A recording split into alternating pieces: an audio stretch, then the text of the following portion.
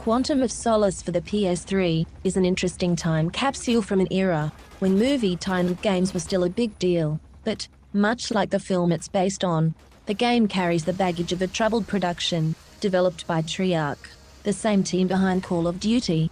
It borrows heavily from their formula, offering a first-person shooter experience with occasional third-person cover mechanics. However, it doesn't fully capture the finesse or identity of James Bond. One thing that stands out is how varied Quantum of Solace is across different platforms. The PS3 version is a first-person shooter, while the Wii, PS2, and DS versions deliver completely different experiences. It's almost as if you're playing a different game depending on the console. That level of variety is rare for movie tie-ins, but it also highlights a lack of focus, as no version truly excels. On the PS3, the gunplay is serviceable but hardly groundbreaking. It feels like a reskinned Call of Duty with Bond's iconic while the PPK taking center stage. The shooting mechanics are responsive enough to get the job done, but they lack the flair or creativity you'd expect from a Bond title. Meanwhile, the stealth and melee elements are severely undercooked.